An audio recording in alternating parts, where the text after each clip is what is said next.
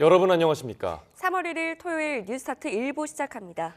윤석열 대통령 부부의 공천 개입 의혹을 수사하기 위한 명태균 특검법이 야당 주도로 국회 본회의를 통과한 이후 정부로 이송됐습니다. 마은혁 헌법재판관 후보자 임명에 이어서 특검법까지 이제 최상목 권한대행으로 공이 넘어왔는데 사흘에 걸친 연휴 동안 별다른 입장을 내지는 않을 것으로 보입니다. 박희재 기자입니다.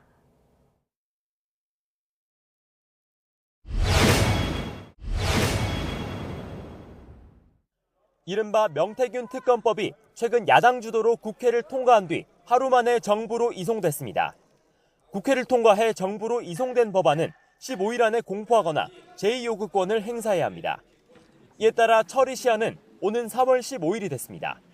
정부는 법안 내용을 본 뒤 공포할지 제2요구안을 올릴지 따져야 한다는 원론적인 입장입니다. 다만 명태균 특검법이 탄핵 정국 속에서 정치적 파급력이 큰 만큼 최상목 대행도 고심을 이어갈 것으로 보입니다. 사흘 동안의 연휴를 고려해 법적인 검토 시간이 촉박한 만큼 오는 4일로 예정된 국무회의에 관련 안건 상정은 하지 않기로 했습니다. 최상목 대행 앞으로 넘어온 또 하나의 공은 마은혁 헌법재판관 후보자 임명입니다. 헌법재판소가 이를 임명하지 않은 건 위헌이라고 결정한 뒤에도 이틀 동안 별다른 입장은 없습니다. 그동안 마 후보자 임명을 촉구해온 민주당은 최 대행을 대화 상대로 인정하기 어렵다고 압박하며 2차 국정협의회 불참을 선언했습니다. 최상목 대행은 협의회가 일방적으로 취소된 데 깊은 유감을 표하면서도 마 후보자 임명에 대해선 다시 한번 말을 아꼈습니다. 연휴 동안에도 관련한 입장을 내진 않을 것으로 전해졌는데 복잡한 정치적 상황과 한덕수 총리 탄핵 심판 일정 등을 고려하며 임명 시기를 숙고할 것으로 보입니다. YTN 박희재입니다. 법원이 윤석열 대통령 측의 구속 취소 청구에 대해 언제쯤 결정을 내릴지 관심이 쏠립니다. 네, 이르면 당장 다음 주, 길게는 이달 말에서야 결론이 나올 것이란 분석도 있습니다. 김태원 기자입니다. 윤석열 대통령 측이 구속 취소를 청구한 지도 20여일이 지났지만 아직 결론은 내려지지 않았습니다. 법원은 지난 신문기일에서 검찰과 윤 대통령 측 의견을 직접 들어본 뒤 오는 2일까지 추가로 의견서를 제출하면 심사숙고하겠다고 말했습니다. 김용현 전 국방부 장관 측의 구속 취소 청구에 대해선 받아들일 이유가 없다며 엿새 만에 기각한 것과는 대조적입니다. 현직 대통령 신병 문제라는 사안의 중대성이나 쟁점의 복잡성 등을 고려해 상대적으로 신중히 접근하고 있는 것으로 보입니다. 다만 법조계 일각에선 재판부가 당장 다음 주라도 구속 취소 여부를 결정할 수 있다는 관측이 나옵니다. 추가로 제출된 의견서 내용이 지난 신문에서 다뤄진 주장과 크게 다르지 않다면 이미 충분히 검토가 이루어졌을 시간이라는 겁니다. 반면 이번 달 중하순쯤에서야 구속 취소 여부가 결정될 것이라는 의견도 있습니다. 이번 달 중순쯤으로 예상되는 탄핵 심판 선고에서 헌재가 판시할 사실관계를 재판부가 결정에 참고할 여지도 있다는 겁니다. 윤 대통령 측은 구속 취소 신문 이후에도 여러 차례 의견서를 법원에 제출하면서 불구속 재판이 필요하다는 점을 강조하고 있습니다. 특히 공수처 수사권과 체포, 구속의 적법성을 문제 삼는 윤 대통령 측 주장은 향후 혐의 성립 여부에 영향을 미칠 수도 있습니다. 이에 따라 구속 취소가 내란 재판의 전초전이라는 평가도 나오는 가운데 그 결정 시점과 내용이 주목됩니다. YTN 김태원입니다. 추가 경정 예산과 연금 개혁, 반도체 특별법 등을 논의할 국정협의회 두 번째 회의가 더불어민주당 박찬대 원내대표의 참석 보류 결정으로 취소됐습니다. 박 원내대표는 입장문에서 최상목 대통령 권한대행이 헌법재판소의 만장일치 위헌 결정에도 마은혁 헌법재판관 임명을 미루고 있다며 헌법상 의무를 이행하지 않는 한 대화 상대로 인정하기 어렵다고 밝혔습니다. 또 헌법은 국가 정체성을 규정한 최상위 근본 규범이라며 최 대행이 국정수습을 하지 않고 오히려 국정 혼란을 가중하고 있다고 주장했습니다. 국민의힘은 여야정 국정협의회가 민주당의 참석 보류 통보로 불발되자 민주당이 민생보다는 정쟁에 매몰되어 있다는 것을 방증하는 거라며 대단히 유감스럽고 개탄스럽다고 비판했습니다. 권성동 원내대표는 긴급 간담회를 열고 민생과 경제를 논의하는 국정협의회에 정치적인 문제를 가지고 참석을 거부한 건 협의회 발족 취지를 몰각시키는 것이라고 지적했습니다. 또 국회의원이 대통령 권한대행에게 임명을 강요하고 대행으로 인정하지 않겠다는 태도는 오만하고 무례하다고 비난했습니다. 3일절인 오늘 서울 도심과 여의도 일대에서 윤석열 대통령 탄핵 찬반 대규모 집회가 열려 교통혼잡이 예상됩니다. 서울경찰청은 오늘 오후 탄핵 찬성단체가 사직로 일대에서 집회를 벌인 뒤 비원교차로까지 행진할 예정이라고 밝혔습니다. 또 탄핵 반대단체는 찬성 측 집회 장소와 600m 정도 떨어진 세종대로 일대에서 대규모 집회를 예고했고 여의대로에서도 집회가 예정돼 있습니다. 경찰은 충돌 등 만일의 사태에 대비하고 교통 불편을 최소화하기 위해 집회 장소 주변에 기동대와 교통경찰 등을 대대적으로 투입할 방침입니다. 유튜브와 집회 현장 등에서 윤 대통령 탄핵이 인용될 경우 폭력이라도 동원해야 한다는 선동이 이어지고 있습니다. 탄핵 심판 선고날 헌법재판소에서 서부지법 폭동 사태가 재현될지 모른다는 우려에 경찰도 초긴장 상태에서 대비하고 있습니다. 양동훈 기자입니다. 횃불과 가스통이 집회에 등장해야 정상이다. 치명적인 무장력을 갖춰야 한다. 언론인 출신 유튜버가 SNS에 올린 글인데 탄핵 인용에 반대하며 폭력을 선동하고 있습니다. 전광훈 목사는 국민 저항권을 동원해 공수처를 해산시켜야 한다고 주장하고 역사 강사인 전한길 씨는 탄핵이 인용되면 헌법재판소가 가루가 될 것이라고 말하는 등 집회 현장에서도 위헌 발언이 잇따르고 있습니다. 온라인 커뮤니티에서도 폭력을 선동하는 게시물이 끊이지 않는 가운데 이런 주장을 그대로 믿고 폭력을 행사할 가능성에 대한 우려가 커지고 있습니다.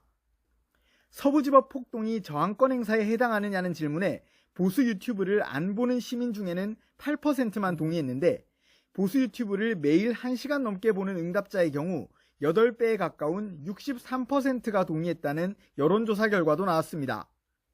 유튜브가 소통하는 방식이 기본적으로 선전과 선동이에요. 선전, 선동의 마지막은 행동이잖아요. 그게 폭력이 되고. 그래서 결국은 마지막에 항상 폭력으로 끝나고 반목으로 끝나고 분열로 끝나잖아요. 이렇다 보니 경찰도 만약 탄핵이 인용될 경우 윤 대통령을 지지하는 시위대가 서부지법 폭동 때처럼 헌재에 침입하거나 재판관들에게 위해를 가할 가능성에 촉각을 곤두세우고 있습니다. 선고 당일은 가용 경찰력 총동원할 예정입니다. 선고 당일날 문제가 발생하지 않도록 최대한 대비하겠습니다. 경찰은 가용 경찰력 100%를 동원하는 가포 비상 발령과 헌법재판관 경호 강화를 검토하는 등 만일의 사태를 방지하는 데 총력을 기울인다는 방침입니다. YTN 양동훈입니다. 이번 달 중 윤 대통령 탄핵 심판의 결론이 나올 거란 전망에 여권 대선 주자들의 움직임 하나하나에도 시선이 쏠리고 있습니다. 정치권 내에서는 탄핵에 대한 입장을 기준으로 여권 내 주자를 분류하는 시각이 적지 않은데요. 이 구도에 따른 유불리가 명확하다는 분석도 나옵니다. 임성재 기자입니다. 이르면 이달 중순 탄핵 심판 선고가 나올 거로 예상되면서 여권 주자들의 보폭도 빨라지고 있습니다. 탄핵 인용 땐 단 60일 안에 당내 경선과 본선 모두를 치러야 하기 때문입니다. 탄핵 찬성, 이른바 찬탄 주자 위주로 플랜 B 언급과 함께 윤 대통령과 거리를 두는 행보가 본격화하는 것도 이와 무관치 않아 보입니다. 윤석열 대통령의 그 잘못된 어떤 판단 때문에 저는 우리나라 보수 전체가 그냥 괴멸 상태로 망하는 그건 우리 정치에도 저는 안 좋다고 생각합니다. 현 여당이 극우화됐다는 야당 공세를 일축하는 동시에 여권의 고민거리인 중도층 지지율에 해법이 될 수 있다는 점을 부각하는 차원으로 읽힙니다. 하지만 찬탄의 경우 차라리 야당 후보를 찍지 않겠느냐는 의구심과 함께 당심을 뚫는 것부터가 녹록지 않을 거란 전망에 메시지에 심사숙고하는 기류도 감지됩니다. 또 너무 촉박한 대선 일정이 벌어지기 때문에 미리 마음의 준비는 좀 하고 생각은 정리하고 있어야 된다 하는 분명한 입장은 헌재 결정이 내려진 다음에 정리해야 되겠죠. 반대로 탄핵 반대, 그러니까 반탄 주자들은 비교적 지지층, 즉 당심 확보에는 한 발자국 더 다가간 모습입니다. 의도했든 의도하지 않았든 뚜렷한 반탄 의사를 밝힌 인사가 일부 여론조사 등에서 여전히 강세를 보이는 게 이를 방증한다는 해석입니다. 대통령이 돌아오시기를 바라고 있고 대통령이 돌아오셔서 국정이 빠른 시간 내에 안정을 찾고 정상화되는 것이 바람직하지 않느냐. 다만 적지 않은 탄핵 민심을 흡수할 수 있을지 의문을 품는 시선도 여전한데 일각에선 모호한 태도보다 이 확실한 정체성이야말로 중도층의 선택을 받는 조건이 될 거란 반론도 나옵니다. 조기 대선이 열리면 비교적 약세를 보이는 수도권 공략 못지않게 전통 지지층의 결집을 최대치로 끌어올리는 게 현실적 방안이 될 거란 관측이 나오는 것도 같은 맥락입니다. 물밑에서 오가는 찬탄, 반탄 구도의 긴장감 속 양측의 공세는 일단 민주당 이재명 대표에게로 집중되는 분위기입니다. 각 주자들이 반 이재명 기치로 모이는 건 아직은 대선을 입에 담기 어려운 여권 상황에서 선명성과 경쟁력을 먼저 내보일 수 있기 때문으로 보입니다. 하지만 조기 대선이 현실화하면 당심 50%, 민심 50%로 치러지는 현행 경선의 규칙을 염두에 두고 강점을 부각하고 약점을 가리는 치열한 수싸움이 펼쳐질 거란 관측이 적지 않습니다. YTN 임성재입니다. 오는 26일 선고를 앞둔 민주당 이재명 대표의 공직선거법 항소심 재판이 정치권을 흔들 주요 변수로 꼽히고 있습니다. 결과에 따라서 이 대표의 대권 가도가 크게 요동칠 것이라는 전망이 우세합니다. 김경수 기자입니다. 지난달 26일 선거법 위반 사건 2심 최후 변론에서 이재명 대표 측은 허위사실 공표 혐의를 부인했습니다. 대장동 개발 실무자를 모른다고 했던 건 기억의 한계 때문이고 국토부로부터 협박받았다는 발언도 표현이 과했을 뿐이라며 이걸로 죄를 물을 순 없다고 주장했습니다. 사법부가 현명하게 그리고 정의롭게 실체적 진실에 입각해서 잘 판단하실 걸로 생각합니다. 국민의힘은 비상식적인 거짓말이자 궤변일 뿐이라며 1심에서 피선거권 박탈형이 선고된 이 대표의 사법 리스크에 공세를 집중했습니다. 차라리 대학 시절 고시반에서 함께 공부한 저 권성동도 모르는 사람이라고 하십시오. 반면 민주당 친명계는 정치검찰의 무리한 기소라며 이 대표 옹호에 나섰습니다. 토론회를 계기로 우리 더불어민주당과 우리 더여민 모든 소속 의원들 이재명 대표님의 무죄를 저희가 확신하고 있고요. 이 대표 입장에서 최선은 1심 유죄가 아예 2심에서 무죄로 뒤집히는 겁니다. 유죄 선고가 나오더라도 100만 원 미만 벌금형으로 감형되면 대권 도전엔 지장이 없어 최악은 면하는 셈입니다. 사법부에서도 정무적 판단을 하든지 국가를 생각해서라도 만약 유죄라고 하더라도 벌금 80만 원 정도를 선고하지 않을까. 하지만 2심에서도 출마가 제한되는 형량이 선고될 경우엔 가시밭길이 예상됩니다. 이르면 이달 안에 펼쳐질 수 있는 조기 대선 국면에서 조속한 대법원 확정 판결을 촉구하는 공세에 직면하리라는 관측입니다. 확정 판결이 5월 안에 나오는 것은 불가능하다라고 피력하며 노골적인 재판 지연으로 대권에 나서겠다는 야욕을 드러내고 있습니다. 또 대통령에 당선되면 진행 중이던 재판이 어떻게 되는지를 둘러싼 논쟁도 재점화할 수 있습니다. 이 대표와 민주당 지도부는 대통령에 대한 재판은 멈추는 게 다수설이라고 주장하지만 대부분의 헌법 교과서에 보면은 이 대통령의 불소추 특권에는 재판도 중단된다는 것이 너무나 당연하다라고 관련 헌법 조항의 해석을 두고 의견이 분분한 만큼 여론에 악영향을 미칠 가능성이 있는 겁니다. 법적의 해석도 이게 재판이 계속 진행될 거냐 말 거냐를 놓고도 혼란한 지점들이 있어서 참 당으로서는 어려운 상황일 수 있겠다는 싶습니다.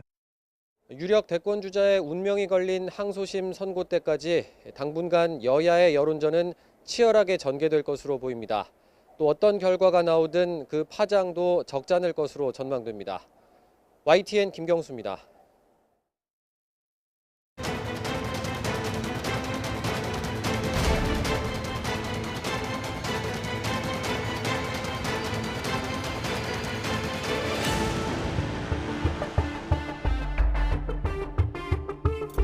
대전 도심공원을 메운 이들이 윤석열 대통령 탄핵 반대를 외칩니다.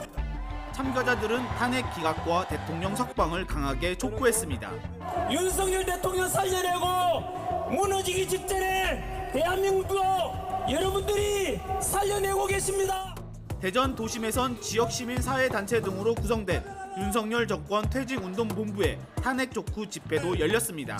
대통령에 대한 탄핵이 하루빨리 이뤄져야 한다고 목소리를 높였습니다. 윤석열을 파면하고 형사재판에서 내란범으로 극형에 처해야 합니다. 국민의힘은 연일 중도보수 정당을 부각하는 이재명 대표를 향해 실상은 보수를 자칭하는 기회주의자에 불과하다고 맹비난했습니다.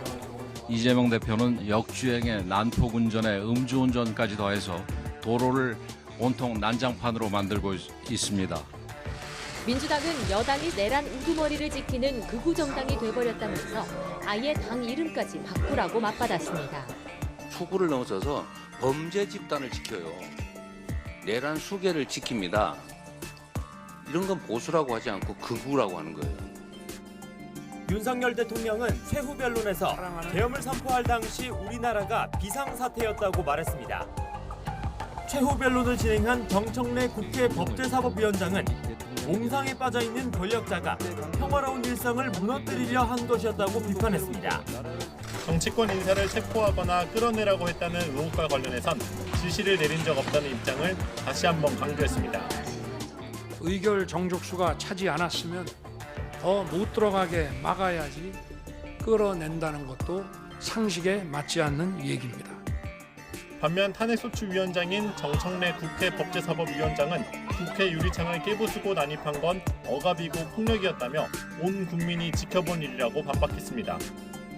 전 국민이 TV 생중계를 통해 국회를 침탈한 무장한 계엄군들의 폭력 행위를 지켜보았습니다. 탄핵 심판 최종 변론기일에선 양측 대리인단의 종합 변론도 진행됐습니다. 국회 측은 계엄 당시가 국가 비상사태였던 건 윤 대통령의 몽상이라며 재판부의 신속한 파면을 촉구했습니다. 광인에게 다시 운전대를 맡길 수는 없습니다. 이성을 잃은 자에게 다시 흉기를 쥐어줄 수는 없습니다.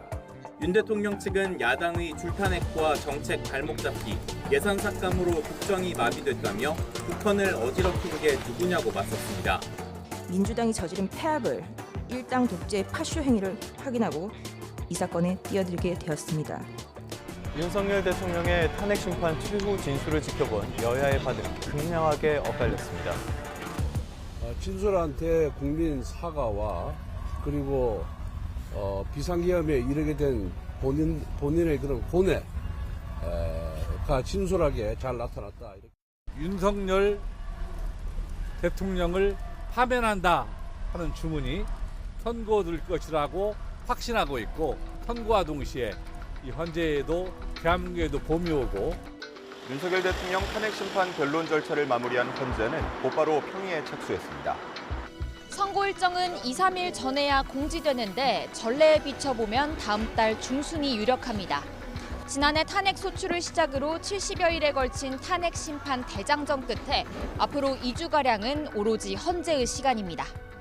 국민의힘 한동훈 전 대표와 민주당 이재명 대표가 대표현을 놓고 때 아닌 설전을 벌였습니다. 이재명 대표도 계엄을 선포할 수 있다는 한동훈 전 대표 책 내용이 발단이 됐습니다. 부처 눈에는 부처가 보이는 것이고 개 눈에는 뭐만 보인다고 합니다. 한 전 대표는 곧바로 SNS를 통해 기꺼이 국민을 지키는 개가 되겠다며 재판이나 잘 받으라고 응수했습니다. 민주당 이재명 대표의 선거법 위반 사건 항소심 5차 공판과 결심은 하루에 연달아 열렸습니다. 검찰은 1심과 같은 징역 2년을 구형했습니다. 이 대표는 혐의를 거듭 부인했습니다. 세상의 이치라고 하는 게 다 상식과 원칙대로 가게 돼 있습니다. 법원이 잘 가려낼 겁니다. 선거법 항소심 판단은 26일에 나옵니다.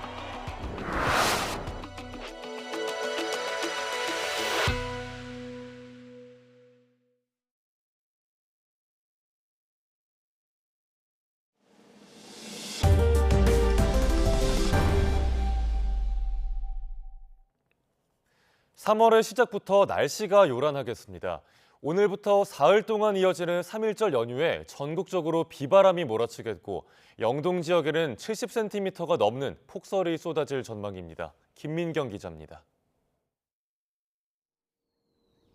2월 하순에 찾아온 포근한 봄 기운. 하지만 정작 3월의 시작부터는 전국에 비바람이 몰아칩니다. 한반도를 사이에 두고 북쪽 찬 공기와 남쪽 따뜻한 공기가 충돌하면서 대기가 불안정해지고 이로 인해 만들어진 긴 띠 모양의 비구름대가 3일절 연휴 기간 우리나라를 지나기 때문입니다. 3월 1일부터 전국으로 확대가 된다는 점, 기압계가 좁아지면서 우리나라에는 강한 바람과 2일날 본격적인 저기압이 접근하면서 강수량 증가가 예상되고 있습니다. 비는 내일까지 제주 산간에는 90mm, 수도권 등 내륙에도 많게는 40mm 안팎이 예상되며 화요일까지 비가 이어지면서 일부 지역에는 강수량이 더 늘어날 전망입니다. 특히 영동 지역은 폭설이 예고됐습니다. 눈이 내리는 지역은 찬 공기 중심의 위치에 따라 달라집니다. 한겨울에는 북서쪽에서 밀려온 찬 공기가 서해를 지나며 서해안에 폭설을 쏟았지만 이번에는 중심이 동쪽으로 치우치면서 강한 한기가 북동풍을 타고 동해안으로 내려오기 때문입니다. 찬 공기와 함께 동풍이 5일까지 이어지는 강원 영동 산지를 중심으로 최대 70cm 이상의 많은 눈이 내리는 곳도 있겠습니다. 또 강풍과 높은 파도로 연휴에 항공기와 여객선 운항이 취소되거나 지연될 가능성도 있습니다. 비와 눈이 내리면서 봄철 가장 큰 걱정거리인 산불 위험은 줄겠지만 강한 비바람과 폭설이 예고된 만큼 기상 정보를 자주 확인하고 시설물 피해나 사고가 나지 않도록 철저히 대비해야 합니다. YTN 김민경입니다. 안성고속도로 교량 붕괴 사고와 관련해 경찰이 시공사인 현대엔지니어링과 도로공사를 압수수색했습니다. 사고 사흘 만인데요. 경찰 수사가 속도를 내고 있습니다. 윤웅성 기자가 보도합니다. 파란색 상자를 든 경찰이 사고가 난 안성고속도로 시공사인 현대엔지니어링 압수수색을 위해 본사 건물에 들이닥칩니다. 경기 남부청 전담수사팀이 사고 사흘 만에 강제 수사에 착수했습니다. 발주처인 한국도로공사와 도급회사인 장헌산업, 강산개발 등 모두 7곳입니다. 경찰 수사관 40여 명뿐 아니라 고용노동부 근로감독관 30여 명도 동원됐습니다. 경찰과 노동당국은 현대엔지니어링 등에서 도로 건설 계획과 시공 절차, 안전수칙 등에 대한 전반적인 자료를 확보했습니다. 경찰은 먼저 압수물 분석을 통해 부실 시공 가능성 등 사고 원인을 집중 조사할 방침입니다. 또 특수 설치 장비인 런처를 이용해 작업하다 사고가 났던 만큼 해당 작업 과정도 자세히 들여다볼 계획입니다. 경찰은 수사 과정에서 현대 엔지니어링을 포함해 공사 관계자들의 범죄 혐의점이 확인되면 모두 입건해 강력 처벌하겠다는 방침입니다. 이미 고용노동부는 현대 엔지니어링 주우정 대표이사와 장헌산업 대표를 각각 중대재해처벌법 위반 혐의로 입건했습니다. 압수물 분석 결과와 경찰 수사 상황에 따라 안성고속도로 교량 붕괴 사고와 관련된 수사 대상자는 더 늘어날 수밖에 없을 것으로 보입니다. YTN 윤웅성입니다. 감사원의 직무감찰로 선관위의 부정채용 관행이 낱낱이 드러났지만 앞으로 외부 감시는 불가능하게 됐습니다. 독립적 헌법기관인 선관위를 감찰할 수 없다는 헌법재판소의 판단이 나왔기 때문인데요. 선관위의 자정 노력에만 의존할 수 있을지 의문입니다. 보도에 이종구 기자입니다. 송봉섭 전 중앙선관위 사무차장은 지난 2018년 선관위 인사 담당자에게 자신의 딸 채용을 부탁해 한 명을 뽑는 경력 경쟁 선발에 합격시킨 것으로 감사원 감사 결과 드러났습니다. 장관급인 김세환 전 중앙선관위 사무총장을 포함해 선관위 관계자들은 자녀 채용을 위해 청탁은 물론이고 면접 점수 조작 등 각종 편법을 동원한 것으로 조사됐습니다. 지난 10년간의 경력 채용에서 드러난 규정 위반만 878건에 달합니다. 선관위 관계자들의 진술 내용을 보면 친인척 채용을 당연시하거나 심지어 선관위를 가족회사로 보는 인식이 그대로 드러났습니다. 중앙선관위는 인사 관련 법령과 기준을 느슨하고 허술하게 마련했고 가족 채용 등을 알면서 안이하게 대응했습니다. 국가공무원 법령을 위배해 채용하도록 불법, 편법을 조장하기도 했습니다.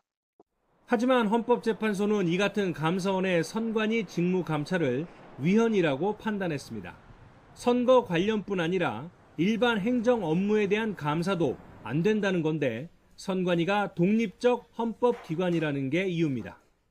헌법 및 선거관리위원회법에 의하여 부여받은 청구인의 독립적인 업무 수행에 관한 권한을 침해한 것이다.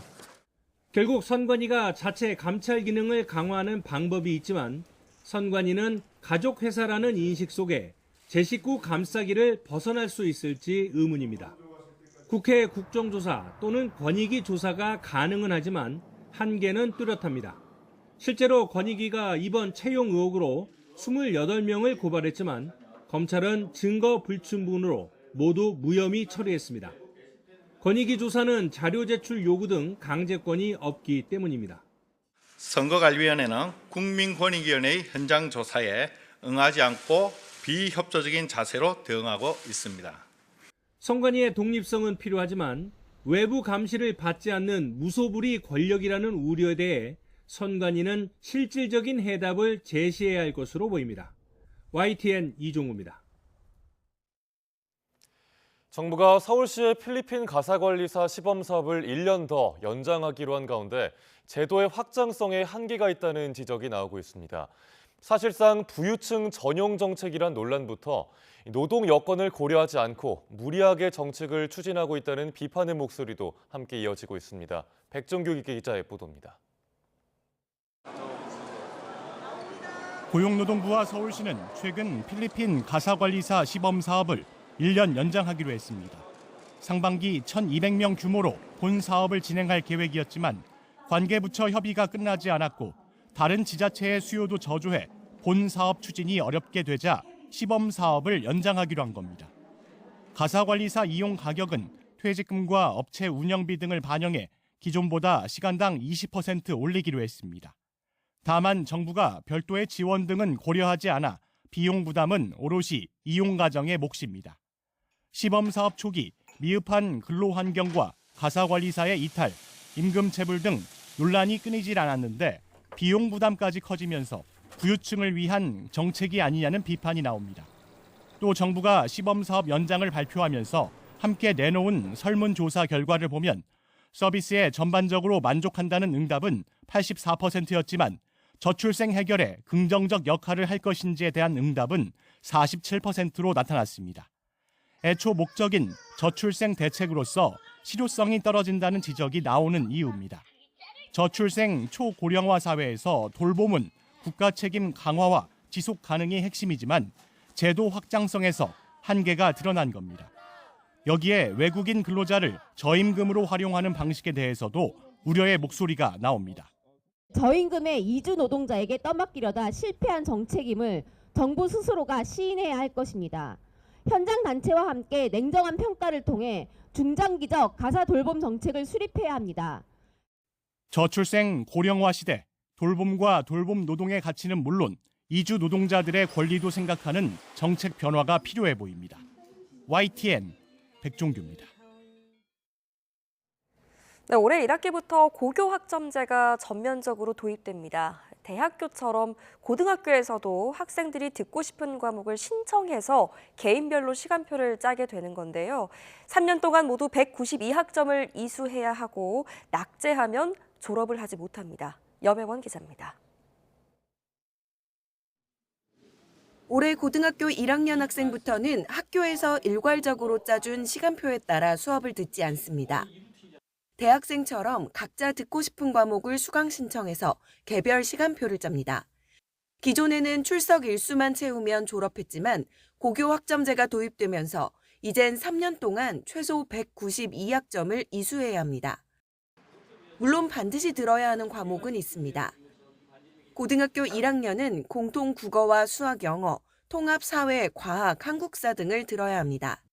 2학년부터는 고교 심화 과정뿐만 아니라 독서 토론이나 인공지능, 진로 탐색 등의 선택 과목을 수강할 수 있습니다. 원하는 과목이 없으면 다른 학교 수업을 온라인으로 들을 수 있습니다.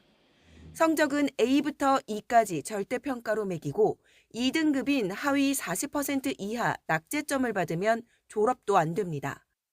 대입 변별력을 위해 상대평가 점수도 함께 적습니다. 입시에서는 어떤 과목을 이수했는지가 큰 영향을 미칠 것으로 보입니다. 각 대학 학과별로 권장 과목이 있는데 이수하지 않으면 불리해지는 만큼 목표로 하는 학교의 전형을 꼼꼼하게 살펴서 수업을 꾸려야 합니다. YTN 염혜원입니다. 스마트폰 사용 시간이 늘어나면서 앉아서 생활하는 시간도 덩달아 증가하고 있습니다. 청소년들의 경우 공부 시간을 제외하고 앉아있는 시간이 6년 사이 1시간 가까이 많아졌고요. 특히 주말에는 5시간 넘게 앉아서 여가를 즐기는 추세가 코로나19 유행 이후 계속해서 이어지고 있다고 합니다. 이문석 기자입니다. 소파에 앉아 TV를 보고 누워서 스마트폰으로 동영상 시청. 집에 있을 때 익숙한 이 모습을 좌식 행동이라고 부릅니다. 앉거나 누워서 에너지를 거의 소모하지 않는 움직임입니다. 물론 휴식도 필요하지만 문제는 좌식 행동 시간이 계속 늘고 있다는 겁니다. 질병관리청 국민건강영양조사 결과 우리나라 성인이 하루 앉아있는 시간은 지난 2018년 8.3시간에서 2023년 9시간으로 42분 증가했습니다. 특히 청소년은 평일 하루 평균 11시간을 앉아서 생활하는 것으로 나타났습니다. 공부 시간을 빼더라도 2023년 기준 3.4시간으로 6년 새 53분 늘었습니다. 특히 주말엔 공부하지 않으면서 앉아있는 시간이 5.4시간까지 늘었는데 코로나19 팬데믹 뒤 이런 추세가 계속 이어지고 있는 겁니다. 좌식 행동 증가는 신체 활동 감소로 이어져 근골격계 질환을 비롯해 고혈압, 당뇨병, 심혈관 질환과 암 발생 위험을 높이는 요인으로 꼽힙니다. 그래서 세계보건기구는 이런 부작용 방지를 위해 걷기나 자전거 타기 등 중강도 유산소 신체 활동을 일주일에 150분 이상, 혹은 달리기나 축구 같은 고강도 유산소 신체 활동을 일주일에 75분 이상 하라고 권장하고 있습니다. 자식 행동의 시간이 증가하더라도 하루 30분 이상의 꾸준한 운동을 실시하게 되면 자식 행동으로 인한 건강상의 위험성이나 부작용 등을 상쇄할 수 있는 장점이 있습니다. 한국건강증진개발원은 좌식 행동이 건강 생활을 해치지 않도록 한국인에 맞춘 생애주기별 신체활동 지침을 만들어 누리집을 통해 안내하고 있습니다. YTN 이문석입니다. 아동학대 관련 범죄를 저지른 사람이 취업 제한 조치를 어기고 유치원과 학교, 학원 등에서 일을 하다가 대거 적발됐습니다. 이 확정 판결이 나오기 전까지는 범죄 전력을 완벽하게 확인하기 어려운 맹점 등이 있어서 제도 보완이 필요합니다. 권민석 기자의 보도입니다. 지난해 인천에 있는 유치원에서 15인승 버스로 아이들을 등하원시키던 운전기사가 돌연 해고됐습니다. 유치원은 경찰을 통해 전과가 없는 걸 확인하고 채용했지만 이후에 나온 아동학대 관련 범죄 확정 판결이 범죄 전력 조회 시스템에 등록되면서 뒤늦게 들통난 겁니다. 경남에 있는 고등학교 정규직 교사는 교육청 정기 점검에서 성추행 비위가 탄로나 해임되기도 했습니다. 미성년자를 학대하거나 성범죄를 저지르면 아동 청소년 기관에서 최대 10년간 일할 수 없습니다. 그럼에도 지난해 취업 제한 조치를 어겨 적발된 사람은 33명이나 됐습니다. 최근 5년 사이 가장 많았고 2023년보단 2배 넘게 늘었습니다. 15명이 운영자, 18명은 취업자로 사설 체육시설이 60%로 대다수였지만 학교와 유치원, 어린이집, 학원에도 있었습니다. 현재로선 당사자가 고백하지 않는 이상 매번 경찰 협조를 얻어야 하는 기관이 실시간으로 새로운 범죄 사실을 파악하긴 어렵습니다. 당연히 숨기고 들어오신 분이 잘못하시긴 했지만 무죄 판결이 날 수 있기 때문에 그냥 재판 중이다 이런 거를 문제 경력 조회에서 확인할 수는 없는 것으로. 대전 초등학생 유족의 바람대로 제2의 하늘이를 막기 위해선 하늘이법 제정 같은 가시적 목표뿐 아니라 기존 제도의 사각지대 해소도 시급합니다. YTN 권민석입니다.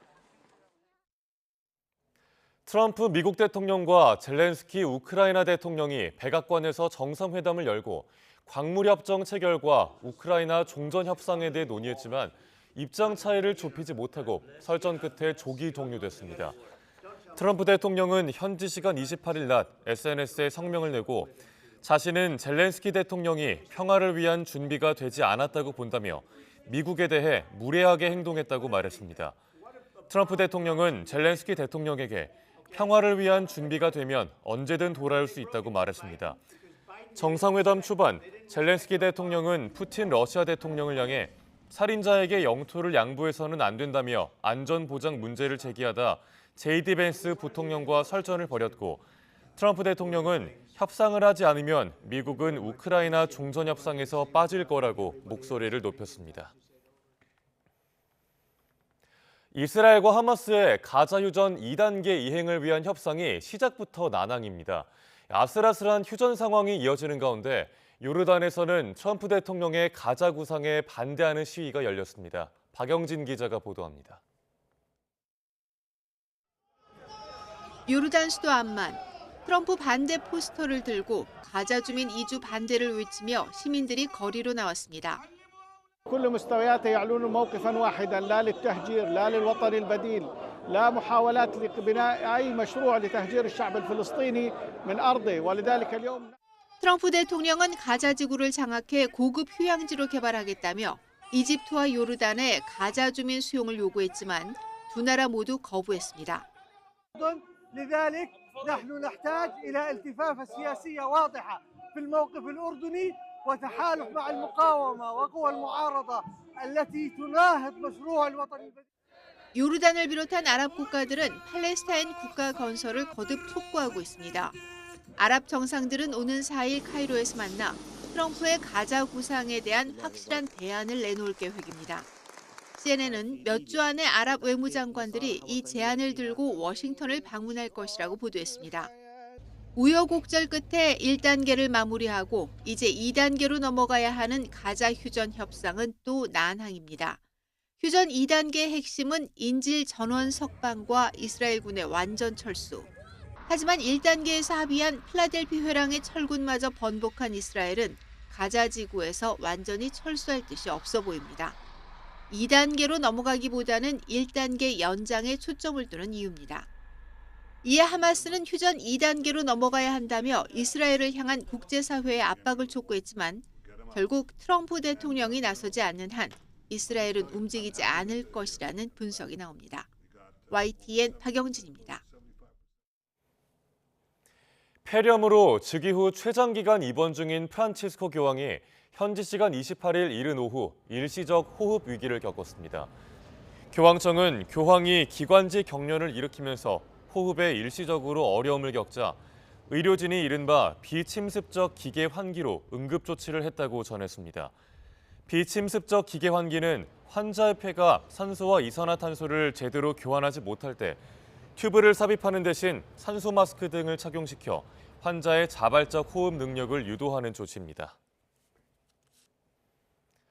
지난 14일 우크라이나 북부 체르노빌 원자력 발전소 경납고에서 폭발 사고가 발생한 지 2주가 되도록 잔불 진화 작업이 이어지고 있다고 국제 원자력 기구 IAEA가 밝혔습니다. IAEA는 성명을 통해 체르노빌 원전이 드론 공격을 받은 이후 2주가 지났지만 원자로 시설에 세워진 대형 구조물 내에서는 연기가 계속 나고 있다며 이같이 전했습니다. IAEA는 아치형 외벽 사이의 단열재에서 연기와 함께 불이 나고 있다는 점을 우크라이나 당국이 열화상 카메라로 추가 발견했다고 설명했습니다. 지난 2023년 57명의 목숨을 앗아간 그리스 열차 참사 2주기를 맞아 그리스 전역에서 대규모 시위와 총파업이 진행됐다고 현지 언론들이 보도했습니다. AP통신 등에 따르면 현지 시간 28일 수천 명의 시위 참가자들이 그리스 아테네 의회 앞에 모였고 300여 개 도시에서 동시다발 시위가 진행됐습니다. 또 그리스 전역에서 노동자들이 24시간 시한부 파업에 동참하면서 항공편 운항은 물론 해상과 기차 운송도 차질을 빚었습니다. 네, 다음 소식입니다. 전남 화순군의 난산업 중심지 추진 사업이 속도를 내고 있습니다. 지역 균형 발전 자금도 확보했고요. 또 축하난 선물 등 대중화와 또 품종 보급으로 지역 경제 활성화도 이끈다는 계획입니다. 김범한 기자가 취재했습니다. 바릇한 봄 기운이 완연한 시설 하우스입니다. 난에 푹 빠진 이 두군 씨는 화순군에서 5평을 분양받아 난을 키우고 있습니다. 베란다에서 키우면은 저만의 그 정보도 부족하고 키우는 요령도 부족하는데 일단 시설 좋지, 키우는데 환경 좋지, 그리고 여러 사람들이 모여가지고 정보를 공유하기 때문에 키우는데 굉장히 이점이 좋다고 생각을 합니다. 치열한 경쟁 속에 화순군이 분양한 민간 재배 시설은 모두 30여 칸입니다. 동호인들이 저마다 정성 들여 키운 출란이 세상 밖으로 나왔습니다. 대극선, 보름달, 아가씨 등 이름도 독특한 난이 그윽한 향과 부드러운 선 등 황홀한 자태를 뽐냅니다. 힘이 들지도 않고 이 난으로 봄으로써 마음이 차분하고 이 안정이 될 수 있고 힐링이 될 수 있다는 그런 점을 말씀드리고 싶어요. 화순군이 균형발전 사업비 320억 원을 확보해 터를 사들이면서 전국 최초의 난 산업화 단지 조성 사업이 본 궤도에 올랐습니다. 동호인뿐만 아니라 온 국민의 반려식물로 난을 키우겠다는 겁니다. 우리 한국 춘난 돌연변종을 우리가 키워서 선물 시장에 내보내면 일자리도 만들고 돈도 벌 수 있고, 그래서 또 외화도 줄이고 그런 그 일석삼조의 효과가 있어서 이 난산업화를 시작이 됐습니다. 한 해 8,600억 원 정도 되는 축하 화분 시장 가운데 한국 난이 차지하는 비중은 겨우 2%. 화순군은 기반 시설 조성과 재배 교육, 박람회 개최 등으로 명실상부한 난 산업의 중심지로 도약한다는 계획입니다. YTN 김범환입니다. 네, 오늘은 잘 아시다시피 독립운동가의 희생과 정신을 다시 한번 되새기게 되는 3.1절입니다. 미국에서 대한민국 임시정부 부주석을 지낸 독립운동가 김규식 박사의 손자인 김철영 씨가 사회와 이웃을 위해 헌신하며 할아버지의 뜻을 이어가고 있어서 훈훈한 미담이 되고 있습니다. 안미향 리포터가 만나봤습니다. 붉은 단청과 푸른 기와가 어우러진 한국 전통 목조 양식의 정자. 한국 고궁의 풍경인 것 같지만 미국 텍사스 샌안토니오에 자리한 광주의 정자입니다. 이 정자가 미국 땅에 자리하도록 큰 역할을 한 사람, 바로 독립운동가 김규식 박사의 후손 김철영 씨입니다. 하루 전화가 왔어요. 광주에서 와서 하는데 좀 도와줄 수 있겠냐. 그래서 그것도 자기네 좀 도와달라고 이 광주 사람들하고 이제 통화를 하는데 그 번역할 사람들이 있어야 되고, 그래서 그거를 좀 할 수 있게, 제대로 할 수 있게 양쪽을 설득을 시켜서 그래서 이제 짓게 됐어요. 그래서 광주 광역시가 샌안토니오하고 자매도시인데 그 중간에서 가교 역할을 아주 대단히 크게 하고 있고요. 독립운동가이자 대한민국 임시정부의 부주석으로 잘 알려진 김규식 박사. 조국 독립을 위해 평생을 헌신한 인물이지만 손자인 김철영 씨에게는 그저 멀게만 느껴지는 존재였습니다. 저는 한 번도 만나 뵙지 못했어요.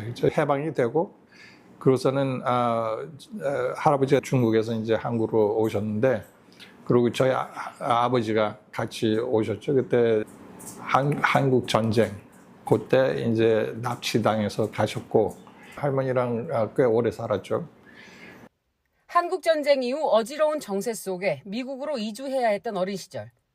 그 과정에서 독립운동가였던 할아버지의 존재는 자연스럽게 멀어질 수밖에 없었습니다. 그러다 2년 전 아내와 함께 방문한 한국의 독립기념관에서 그는 처음으로 자신의 할아버지가 어떤 사람이었는지, 어떤 삶을 살았는지 마주하게 됐습니다. 2년 전에 저희 와이프랑 한국에 나가서 이제 그 기념관, 거기를 이제 갔었죠. 거기 가서 이제 보고서는 그때 가서 좀 느꼈어요. 그 어떻게 중요한 분인가. 우리 제일 사랑하는 맞선자 할머니가 굉장히 사랑했는데 코너를 돌았는데 할머니 사진이 크게 있더라고요. 그러니까 제 마음이 굉장히 뭉클했어요. 그날 이후 철영 씨의 삶에 대한 가치관은 완전히 바뀌게 됐습니다. 자신이 가장 잘하는 것으로 사회에 헌신하는 일, 바로 건축을 통해 사회적 변화를 이루는 것이었습니다. 건축회사에서는 이례적으로 사회복지사를 직원으로 채용해 저소득층과 노숙자를 위한 공공주택 등 복지 관련 시민 사업을 시작하기도 했습니다. Well, I think there's a tremendous responsibility, isn't there, to that, to the what is the legacy that you continue with, having had a grandfather that was so accomplished, be something that I think you try to emulate through your own skills and passions.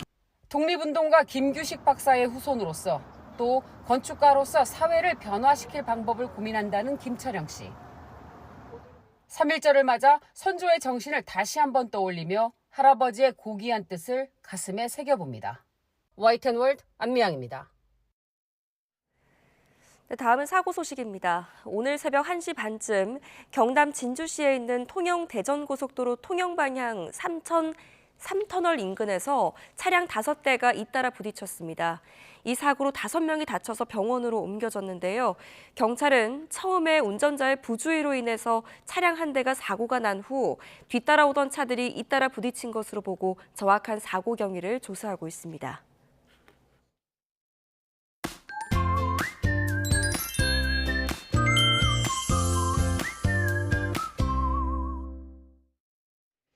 (3.1절) 아침 서쪽은 안개가 심합니다. 현재 200m 앞도 내다보기 힘든 곳이 많은데요. 항공기 운항 여부 확인하시고 안전운전도 해주시기 바랍니다.